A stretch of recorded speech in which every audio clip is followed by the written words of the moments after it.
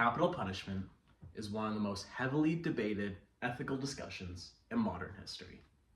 While some may see it as a vindicating process for the victims of a criminal, it often creates an endless cycle of hate and revenge for all parties involved. We have laws for a reason. Those who break those laws deserve an appropriate level of punishment. But rehabilitation should always be the goal for correctional institutions. Everyone makes mistakes, but an eye for an eye will eventually leave the entire world blind. By a show of hands, how many of you would approve the killing of a criminal who harmed or murdered somebody you love? Okay, we got some mixed opinions in the room. You may put your hands down. Now, another question in a similar light. How many of you would approve the killing of a criminal who themselves was somebody that you loved? Would you not want them to get the help that they need or show genuine remorse or regret? I understand these two scenarios are different circumstances, but biases cannot be a factor when ruling in the lives of human beings. While myself, I've always been an adversary of the death penalty, my substantial research as a third-year university student has only made my opinion stronger on the side of abolishment. Today, I'm going to discuss 3 main points on why I think capital punishment is wrong. For society, for ethics, and for taxpayers. So you may be asking, why is capital punishment wrong for society? Well, one argument against the death penalty from a societal point of view is that it's entirely focused on punishment with no room for rehabilitation. In turn, this will teach society that retribution is good and people can't change for the better. Furthermore, no single person or entity should have the right to determine whether a person lives or dies, as biases, mistakes, and arbitrary methods may occur. Arguments in favor of capital punishment will try to suggest that the death penalty deters people away from committing serious crimes. But this is far from fact. According to the researcher Haynes, and I quote, "Due to the overwhelmingly negative results of research, as well as the common sense interpretations of current crime rates from state to state and year to year, death penalty supporters no longer use deterrence as a debating point of view." While some may think that the death penalty will be an overall net positive for society, the very concept of a legal and state-mandated killing will pollute what the ideal goals of criminalization should be. Rehabilitation is the only way to teach criminals empathy and responsibility. Punishment will only diminish their chances at a logical and moral viewpoint of the judicial system. If it's bad for society, is it bad for ethics too? Yes it is.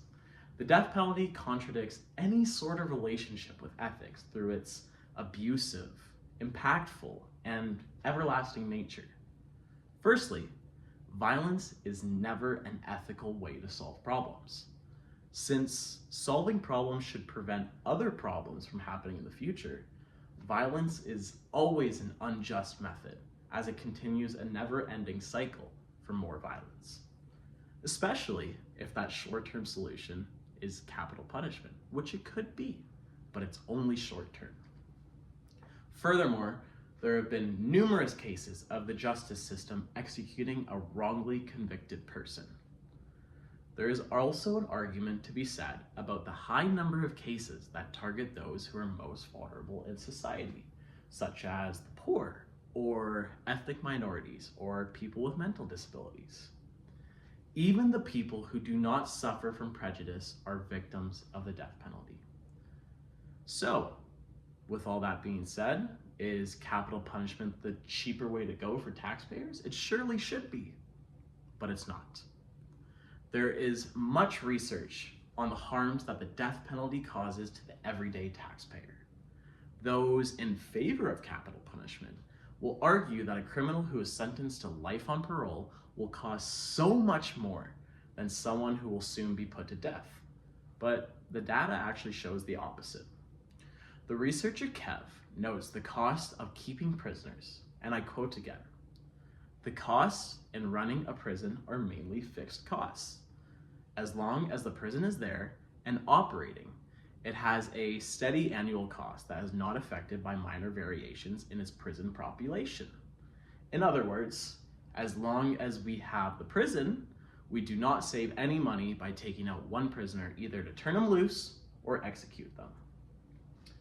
However, too, Kev also notes that the time-consuming and expensive legal proceedings, as well as the higher cost of death row and the frequent appeals of capital punishment sentences, often make the costs much more exhaustive than life on parole. The expenses are a common argument amongst supporters of the death penalty, which is why we cannot ignore the overwhelmingly costs of capital punishment. I know, while it's difficult to compare financial issues for the taxpayers to the actual morals of legal killing, the cost of capital punishment is a valid argument for its abolition. Because of the shockingly high cost to perform, the toll it takes on general ethics, and the harmful viewpoints it can shape society for, I believe that capital punishment is a vastly outdated punishment in our judicial system, and ultimately sets humanity back in moral growth.